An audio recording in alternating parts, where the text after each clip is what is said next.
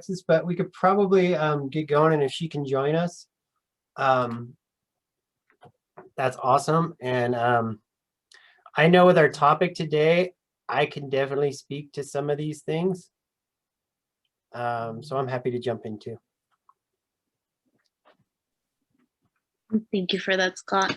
But with all the panelists that are here, or anybody else that wants to jump on, since it's only 2 or 3, correct? Yeah, if anybody else wants to, introduce themselves, and we'll just consider you a panelist, that's perfectly fine as well. But who would like to start? Well, I mean, I'll start. I'm Jackie. I'm the student coordinator for First Gen Initiatives. So, hi.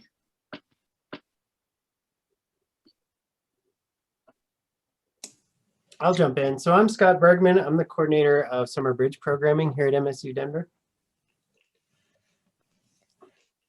And I can go next. My name is Alicia. I'm a family leader with First Generation Initiatives, and my pronouns are she, her, hers.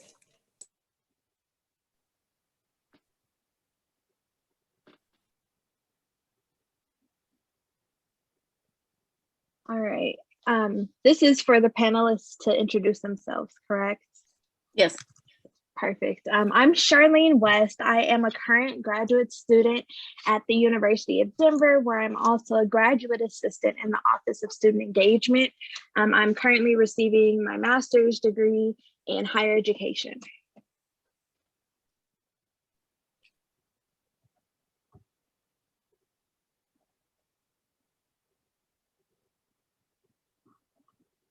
I'm not sure if you wanted me to introduce myself, but I am Sam Borrego. I'm the coordinator of First Generation Initiatives, and I'm happy to be here with you all. Okay, thank you. I'm sure that was everyone, but let's go ahead and get started with the first question, and anybody can jump in at any moment, just whoever has an answer first. But the first one is name a time when you have experienced imposter syndrome in your life. Which I'll also give a definition of imposter syndrome, sorry. So imposter syndrome, pretty much shortened, is doubting your abilities and feeling like you don't belong there or you don't deserve to be there.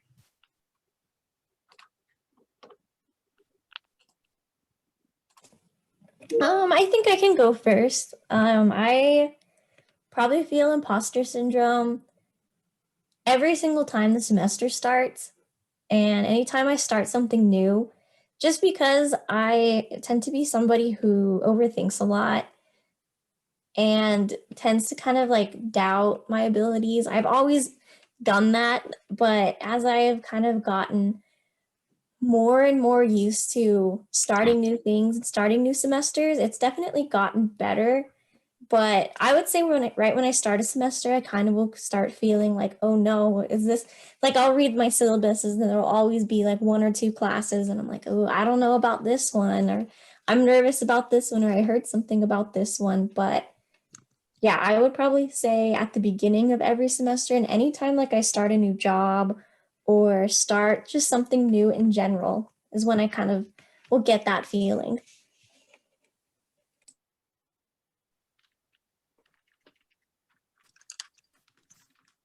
Okay, anybody else would like to share?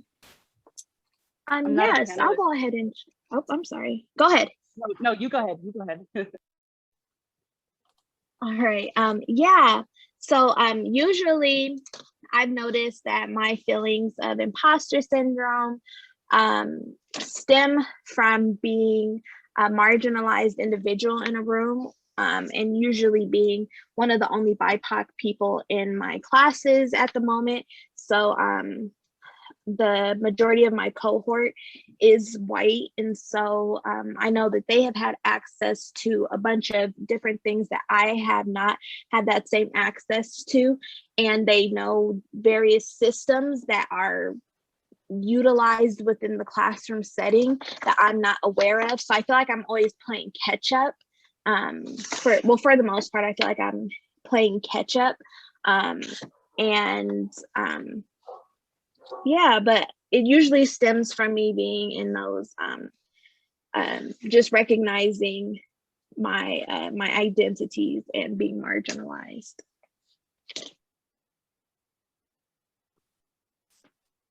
Wow, thank you for sharing that.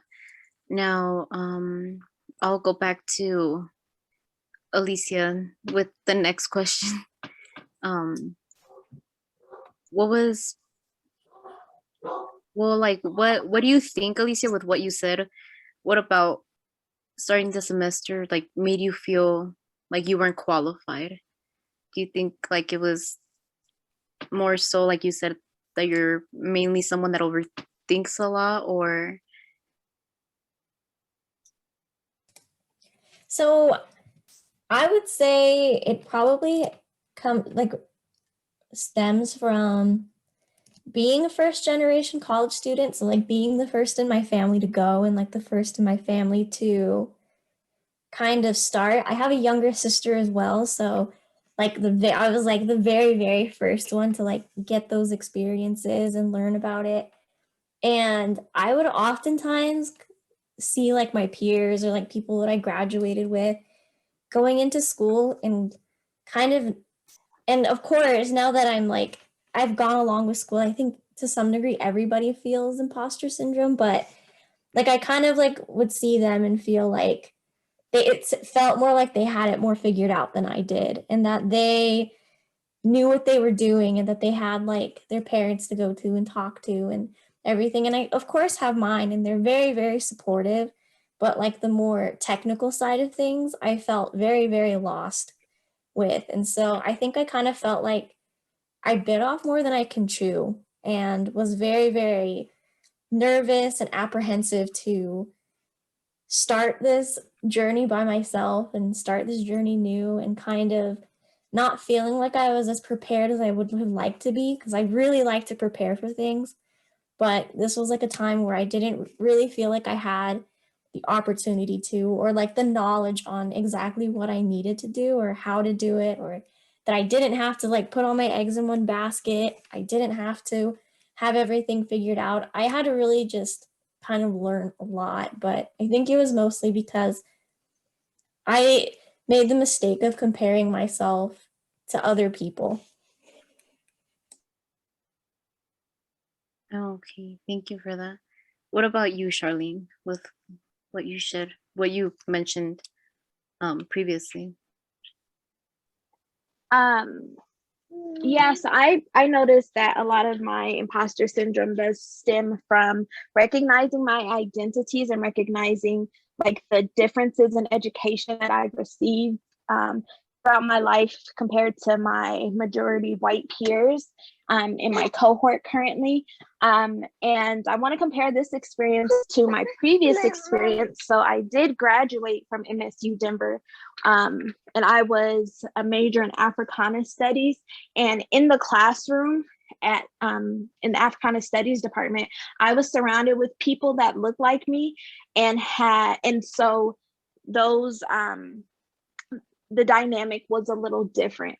I felt more comfortable. So I would also say that my current feelings of imposter syndrome stem from a constant uncomfortability and lack of addressing that uncomfortability in the classrooms. And then also understanding like the barriers that, well, not really barriers, just the differences, because I'm also a student parent.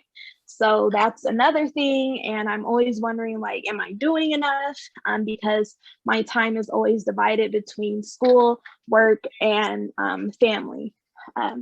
So I would say it stems from a lot of those areas. And with everything mentioned, are there any tips you think you could share, or you think are super helpful for someone that could be dealing, well, that could be in similar situations? May I chime in on something that I feel like hasn't been mentioned yet? Oh, go ahead. I'm not a panelist, but I just wanted to say, after this is my 7th year at MSU. I'm about to graduate in May. And even though I'm not a person of color, I'm a woman, and I study computer science and math, and it's a man's world for sure. And so being a woman in my classes and even in the study rooms pre-COVID, nobody took me seriously. They all acted like I was just, a dumb woman who didn't know what she was talking about. Nobody, if I had said something, no one would hear me, but then a man right afterward would say the same thing and everybody would take him seriously. So it was always constantly thinking like, I'm too dumb for this. So just in case there are any other women who feel this way, I wanted to mention that as well, is that being a woman can definitely contribute to feeling underqualified and like you're not listened to. May I ask, since you mentioned that you've been at Metro for 7 years, do you Mhm. think it has gotten better in the past 7 years, or you think it's still in a way like very similar regardless of the time I passed? think, I think it depends on, I can't really speak for the first 3 years that I was here because I was a totally different major. I was like studying biology and chemistry, and there were a lot of women in that field, like particularly going into nursing. I feel like it is better, but in like computer science, there's probably usually like, it got to the point I could count on one hand how many other women were in the class with me. And I think it is better. There's a lot more women professors who are, like stick up for us than there were when I first started in the computer science program. But it is a little better. But I also try to like, I think we try to empower each other, and there's a lot of like advisors and women professors you can go to ask for advice when you feel not listened to as a woman. And so I think it is a little better in that sense that there's more guidance from other professors and advisors. Wow.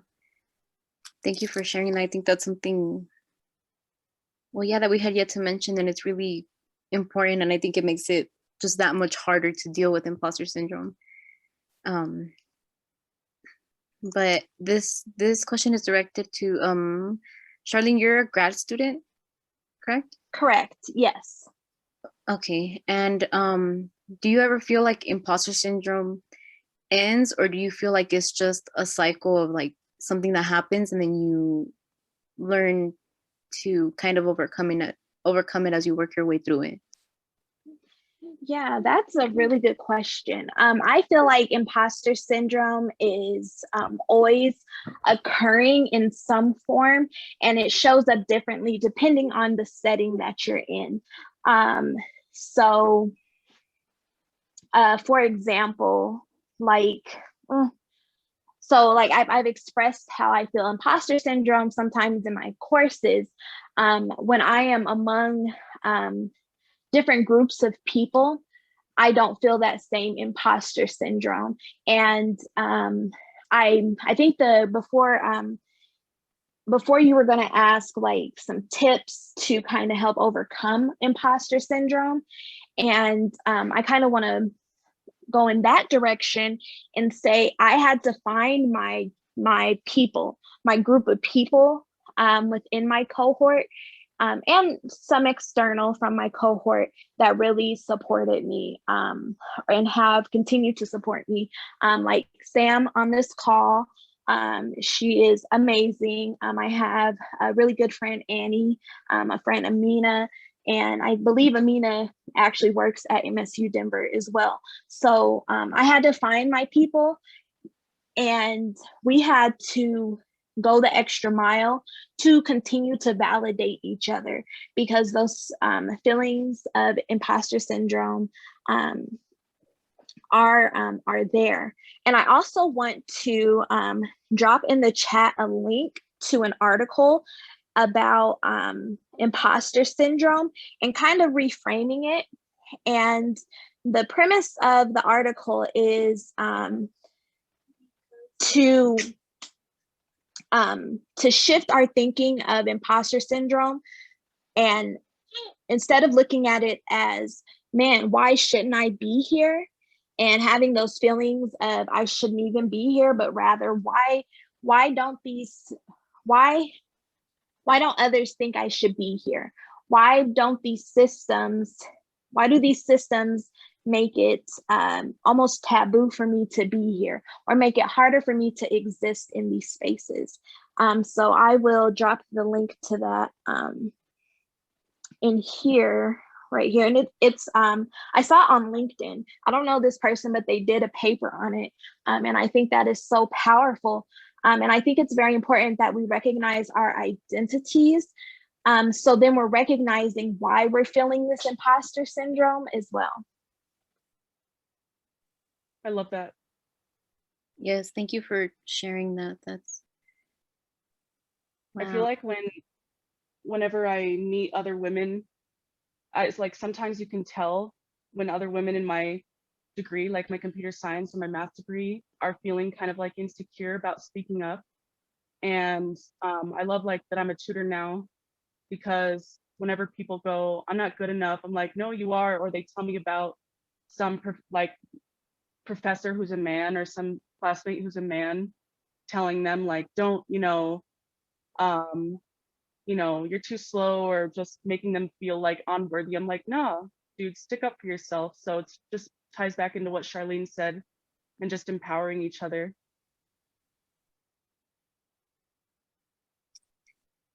Wow, yeah, thank you for sharing that. I think that is something really important. And thank you for, again, thank you for sharing the what is it, article, Charlene? Yeah, no problem. Okay, and let's go ahead and go on to the next question. Sorry, I'm reading the chat to see if there's anything I missed. I did see a question, if you want me to read it. Yes, please. Okay, it said, oops, I lost it. Okay, there it is. Do you ever feel like you have to prove that you deserve to be there, feeling like you need to work harder or take on more?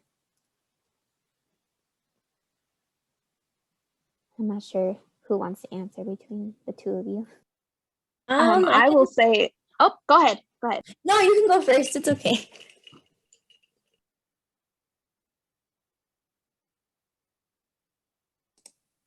All right. I don't want to take up too much space. I want to share the space. So definitely you go ahead, and then I'll follow up. All right, sounds good. Thank you. I would say yes. I have felt that many times in my life. I can remember kind of like one of, like, it's not necessarily related to school or anything like that, but I'll never forget what it was like, I guess, working at Home Depot, which is like a super different example, but I'm a very small person. I'm also a woman, or I identify as a woman, and I am like a solid 5'11" or 4'11". So I was in the flooring department, and I remember having the hardest time asking for help because it was like mostly men in my department.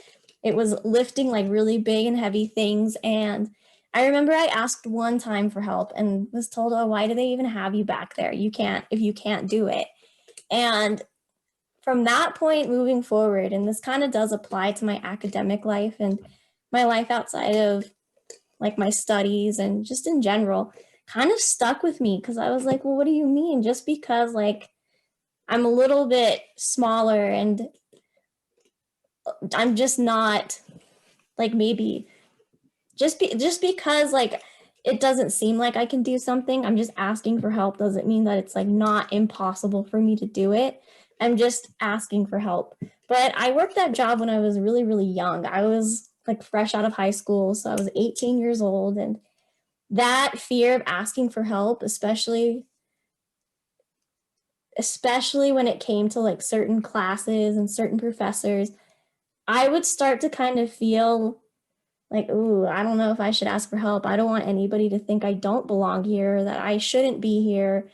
And like, it's a simple, I don't know. I really had to learn that even though you might get reactions like that, you might hear people like doubt your abilities, you just can't let it stick with you. You have to move on. You have to just remember like why you're here. You have to remember even like with your professors, if you feel nervous to ask for help, like in a way you're paying to be there. And like that's kind of how I convinced myself, like you're paying to be here. You deserve to ask for help. You deserve to have your questions answered.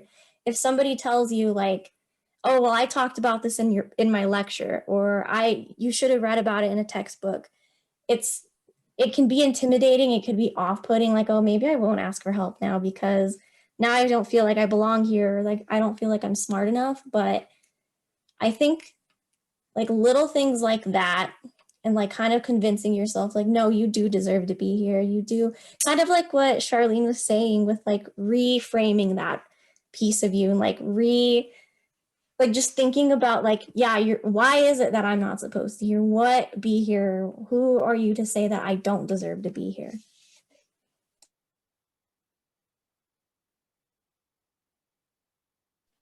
Definitely. Thank you so much for sharing your thoughts and perspectives. You said a lot of things that really resonated with me.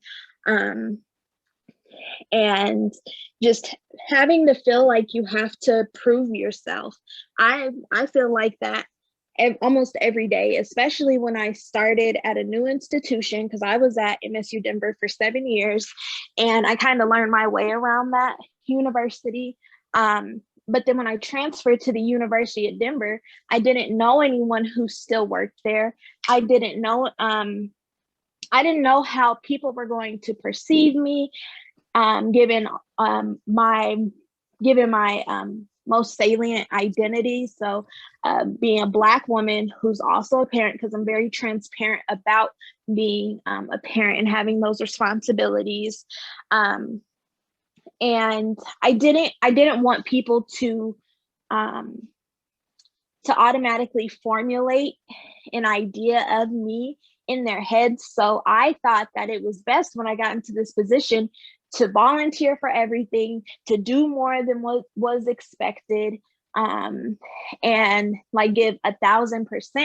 And I had to have a serious talk and sit down, like, this job would replace you in a heartbeat. So is it worth it for you to sit here and give your all to this when they would replace you in a heartbeat? And then that made me think, Charlene, who are you proving yourself to? You know you deserve to be here. So you don't need to prove anything to anybody, because you wouldn't be in this program if you didn't deserve to be here. So yes, every day, those are still thoughts that I have. I have to give myself pep talks like, Charlene, you don't have to prove yourself. Like your work speaks for itself. You don't have to do anything extra. But I do want to acknowledge that it's a continuous battle, that you're almost fighting with yourself. Like, no, I don't want to have to do this, even though somewhere inside of you, it's like, no, you should. And I also think that's reflective of the systems that we're in, that the systems that we have to navigate every day. A lot of times we're told or the ideas are perpetuated that we have to be better than our counterparts. So, or we have to be better than the quote unquote standard. So yeah, just the critical analysis of those systems that perpetuate oppression of those with marginalized identities is something that is very crucial. Yes, I remember I went to the Women in STEM conference that MSU holds every year. And one of the keynote speakers was talking about just that people who are in marginalized groups have a harder time saying no to things. So, and because of that, they tend to take more on, like, white men tend to be better at saying no, and that tends to be more acceptable than it is for a person of color, or a person of color who's a woman, or just women in general. Like,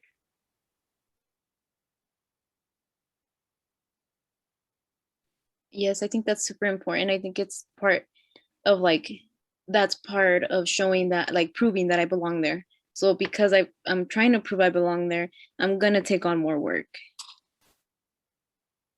Wow.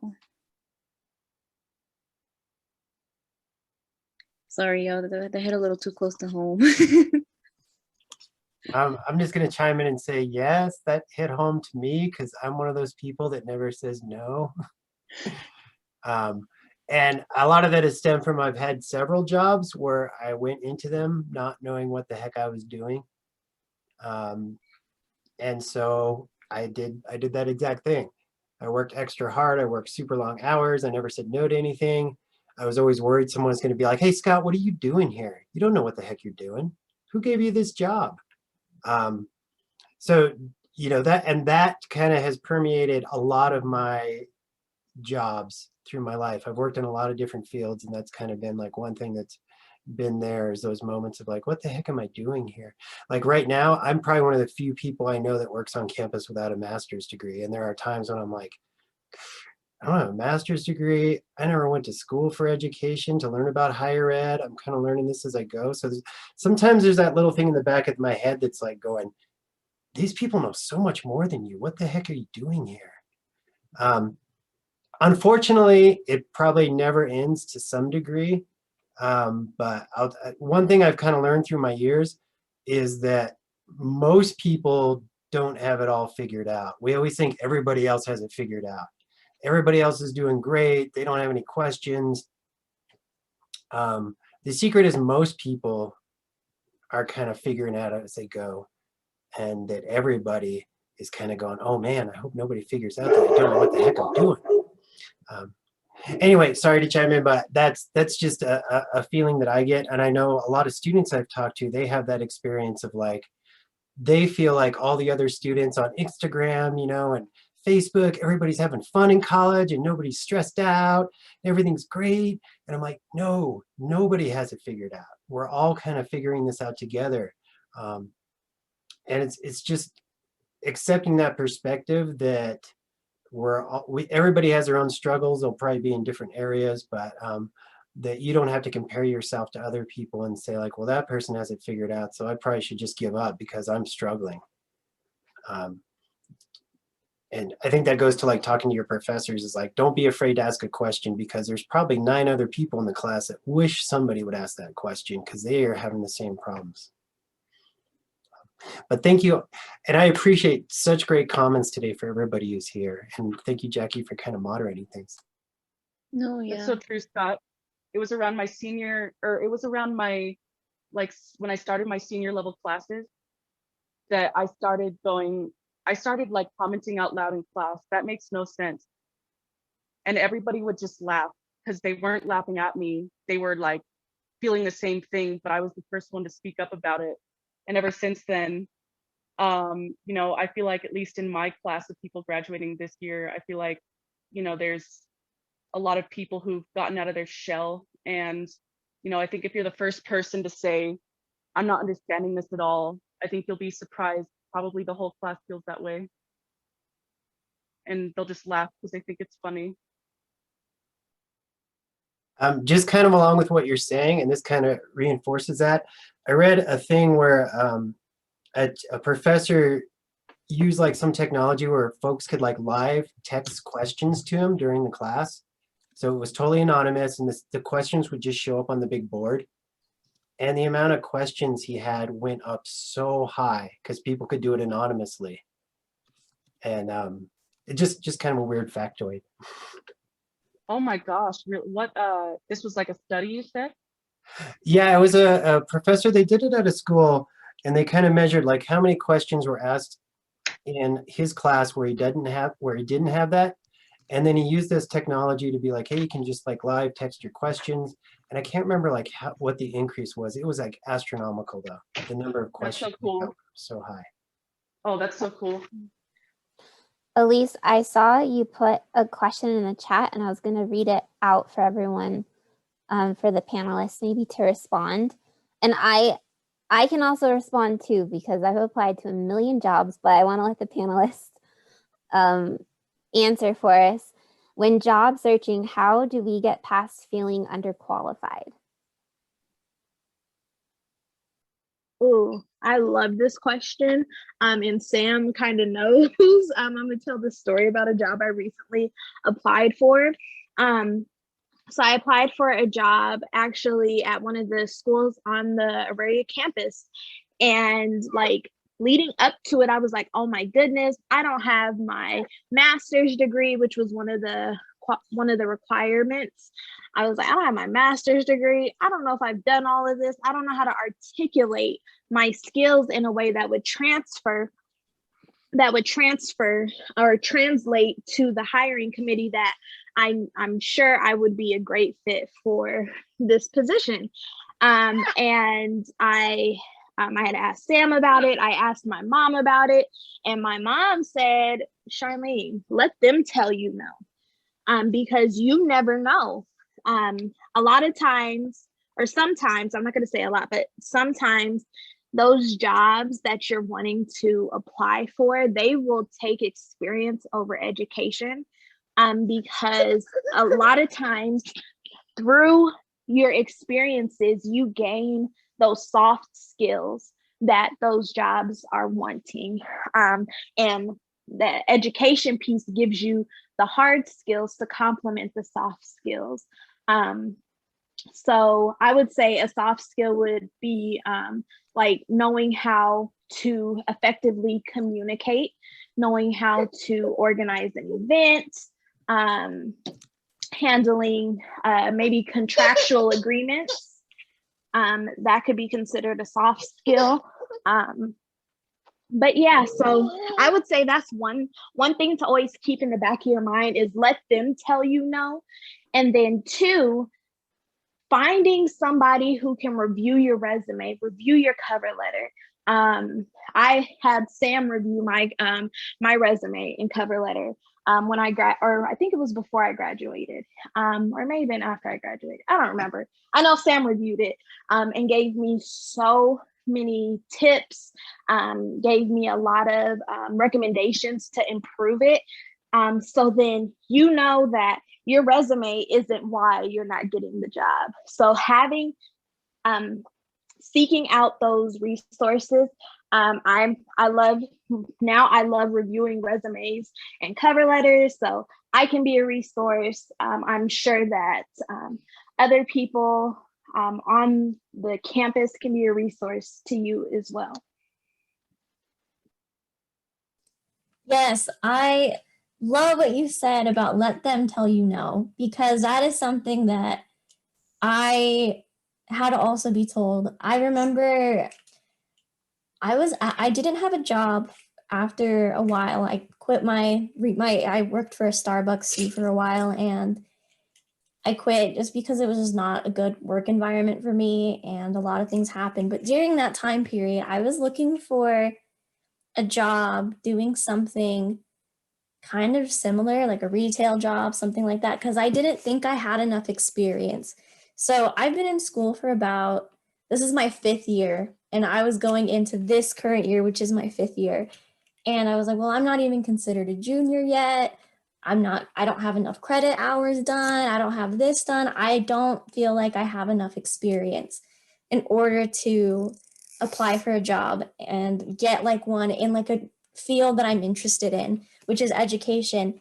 And so I remember I had a conversation with my dad, and he's been a very big help with a lot of this. So I remember was like sitting with me, and he was like, you need to look for a job or try to find something that you're interested in that you like, that's going to give you that experience.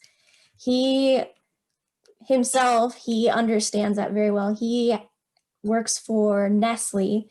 He got in as a vendor. So he started off as a vendor. He started off working at King Soopers.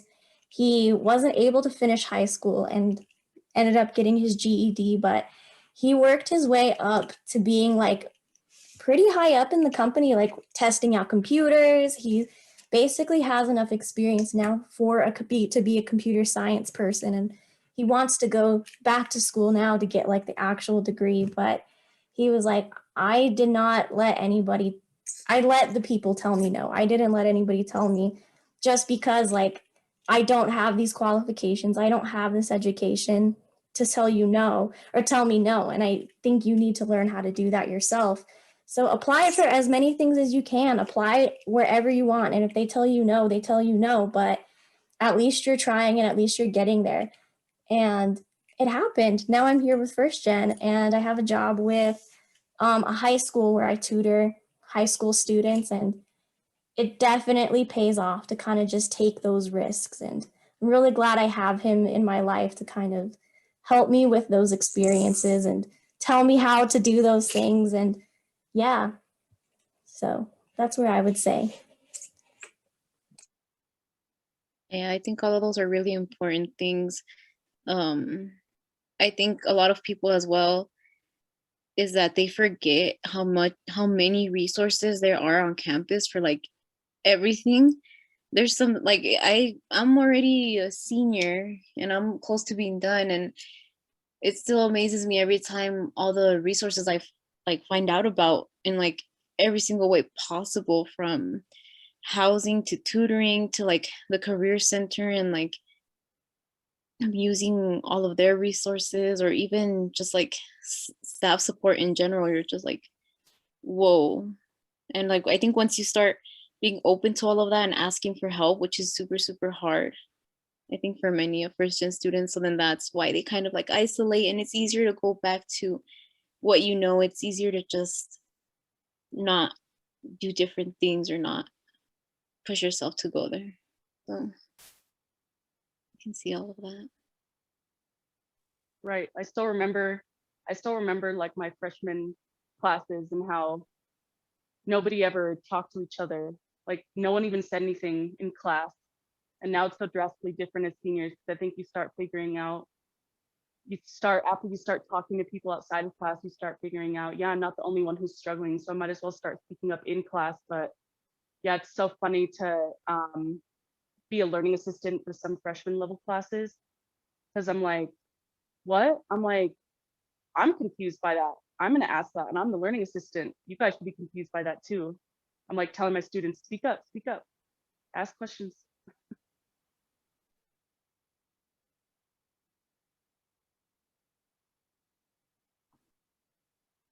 Wow, those are all really great answers, everyone. Now, let me see, because I think that was it for the questions.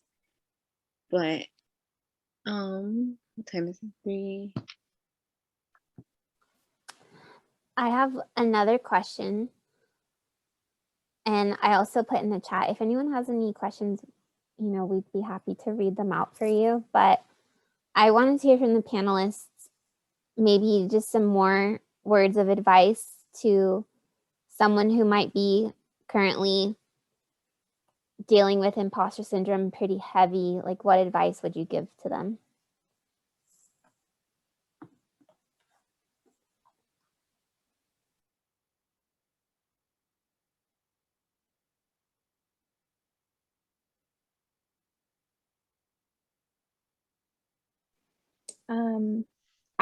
I will offer one piece of advice that really helped me.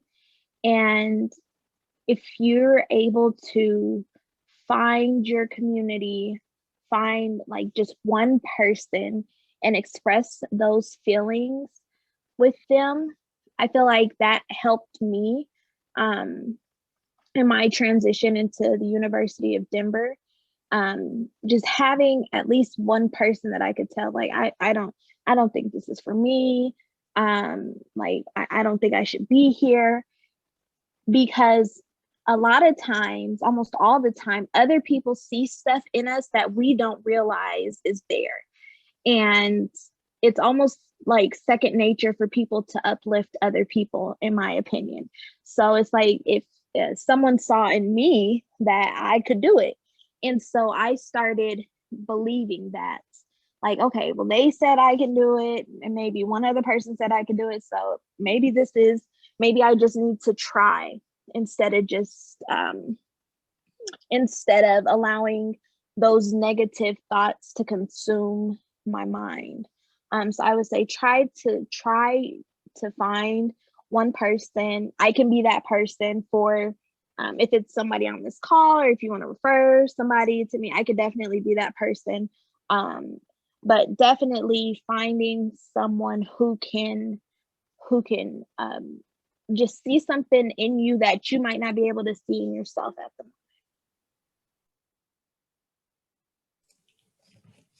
Yeah, I would definitely agree with just finding a community or finding people who can support you and who you can talk to and who you can just who will let you have like the space to even just express like any of your feelings that you're having of imposter syndrome.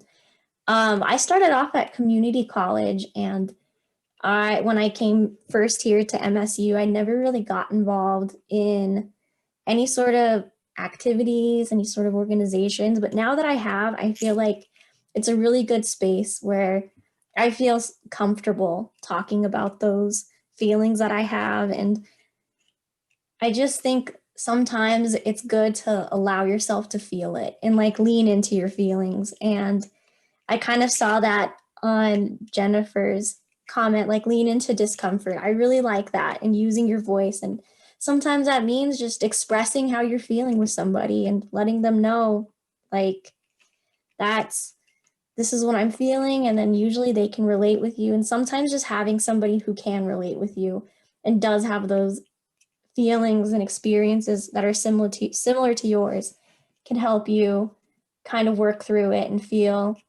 not feel so alone in it. Yeah, I think that's really important. I think just like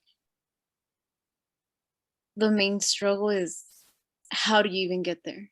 How do you find those groups? And I think, I don't know, I think I would just say to start off, whether like in classes, see if like you can talk to people, or if you're very like, it's it takes a lot out of you to talk to people, even starting to talk to your instructor sometimes, staying after. That's like a good way to start, because I think it's something that a lot of people would be more comfortable with, since it's, their instructor. And a lot of times some of those instructors, like, they're pretty cool, and they're the ones that can guide you the most through all of that, because some of them have some really cool stories of, being a parent or being married or even really struggling to just get by. So I think that'd definitely be somewhere to start, because that's difficult. It's like, yeah, find your people. How?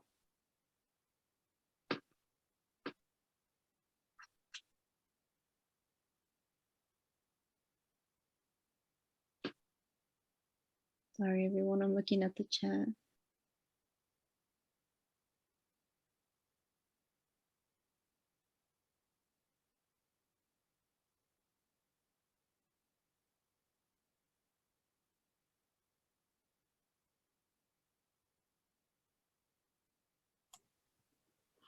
And I'll just agree, what in the chat there about being the least educated person. It's true. That's not always a bad thing, because you don't have any bad habits. You can learn from scratch. And, I know that it's scary in a work environment to ask questions, but I kind of learned early on that people appreciate you asking questions, and they like to share their knowledge. So when I started working at MSU Denver, I had not worked in higher ed. I don't know what people were talking about. I was like, what's FAFSA? What's a bursar? I don't know these words. And all the acronyms in higher ed, which you probably all heard. There's tons of them.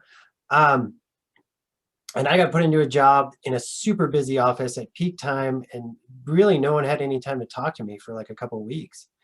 And they're like, okay, Scott, we need you to do this. And I'm like, okay, let's look on the website. Let's see who might know how to do that. And I just randomly reach out to people and be like, hey, I'm brand new. Can you tell me how to fill out a PO for a catering job? And people are usually like really nice and really helpful to kind of talk to you and walk you through the process. And they're happy to share their knowledge, because it makes them feel like, hey, I know how to do that. That makes me feel like, I think it helps people feel like I know what I'm doing in my job. So it helps you, and it helps them reinforce that they know what they're doing, maybe. So I don't know. I mean, I just think it's good to not be afraid to ask questions when you're in a new job.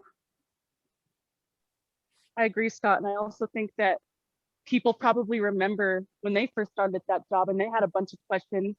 So now they're happy to be the ones to give that back to someone else. And it can be scary, but I think they probably, yeah, Sam, go ahead. Sorry. Sorry. No, Oh. go ahead. You can finish what you're going to say and then I'll. Oh, no, I was add. just gonna say that if they don't appreciate you asking, if they don't appreciate you asking questions, it's probably not a good place to work. Mhm. Yeah, and Janelle, I saw your post, and for those who didn't have opportunity to read it, sounds like Janelle is applying for a more junior level position than entry level, and they're just nervous about being the one who doesn't know as much or not being as qualified because of lack of knowing something. Or at least that's what I took away from your comment, Janelle, is that I think you probably know a lot more than you think you know. And so I would hold on to the things you have accomplished and the success that you've had in other roles and other positions and the things that you've learned in your degree.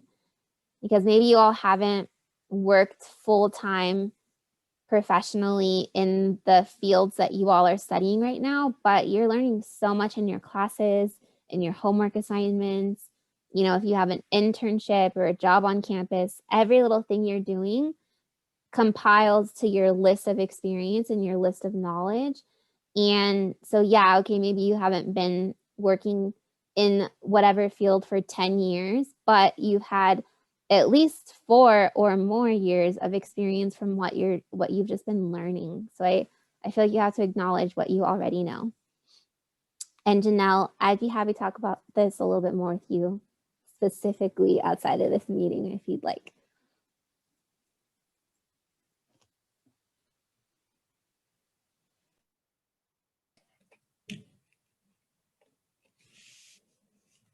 Oh, and I did see another question pop up. Is it the how to find a mentor or a group to get connected with? Yes. Okay. I was going to say one of the things that I learned is huge. Go to office hours. It doesn't seem like even if you don't have any questions, professors love when you go to office hours and talk to them. I go to office hours for a few of my classes, or I'll just send like an email, like just if you make an effort with like a professor that you really feel like you could connect with, they can make really good mentors, especially if there's like a learning assistant job, like position open with them or something like that. But professors are usually enjoy talking about themselves. That's something I've noticed. And if you go in and just kind of want to get to know them a little bit, that's a really good way to kind of get a mentor in like your field you're interested in. But as far as getting connected with like groups on campus, we have so many. You can look for things like just depending on different identities you have. You can look for things based off of like your field, your degree work, but I can put my email in the chat if you want to talk more about that with me, because that's something that I really have found myself enjoying doing as a family leader here on campus. So that's like kind of like the quick end of the advice I'd give you. But yeah, study hours, open hours, anything with professors are usually really good to do.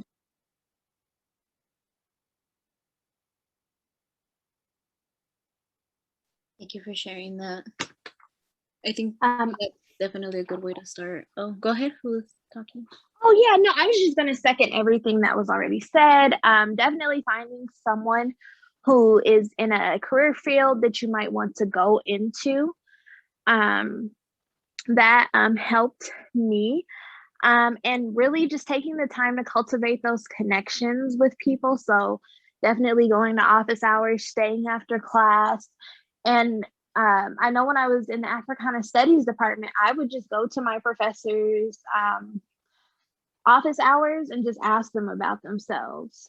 And granted, the Africana Studies department is smaller than some of the other departments on campus, but yeah, just showing up and just like just asking them about themselves, and then just seeing if that'll be a good fit for you, because it might not always be a good fit, and that's okay. But just definitely like just scanning, getting a feel for it before you make the big ask about being a mentor. And I think the other part of the question was finding groups, finding a mentor or a group to get connected with. I was a scholarship recipient, and through my scholarship, I found a lot of other people who received that scholarship. I did the urban leadership program and made a lot of connections in that program. But yeah, so just kind of showing up to various events. I'm not sure how like Spring Fling, Fall Fest, and those things will happen, but definitely when those are back in person, going around to the various tables, or even virtually going around to the different rooms, if they're still being held virtually, and connecting with people during those events. Yes, thank you. I think those are all really, great tips, and it's I think a great way for our meeting to come to an end, just keeping everyone's time in mind, because it is 3:57. But thank you all for sharing. I think all of these were a lot of really good things brought up, and I think a lot of validation for everyone here as well, because I'm sure in some form or way, we were all kind of dealing with imposter syndrome. But I did also put, I'll post it again, but I did put our website for any future events or workshops, our Instagram, and First Gen email that you can always reach out to if needed, or if any questions arise. Thanks, Jackie. I just wanted to say thank you to the panelists, and thank you, Jackie, for moderating, and thank you, Scott, for moderating as well. So if you all want to say a thank you or appreciation to panelists or moderators, you can do so in the chat, or if you click the little smiley face button, it'll let you clap or heart or do the little party thing. And just saying thank you. Thank you all so much for coming, and for everyone who shared as well in the chat or out loud or just listened in. I appreciate you having, was a very heartfelt conversation, so I really appreciate that. Yes, it definitely was. Once again, thank you all. Thank you, everyone. It was so helpful. Everyone coming. Thank you, everybody. Have a great day. Thank Great you. day, everyone. You too. Bye.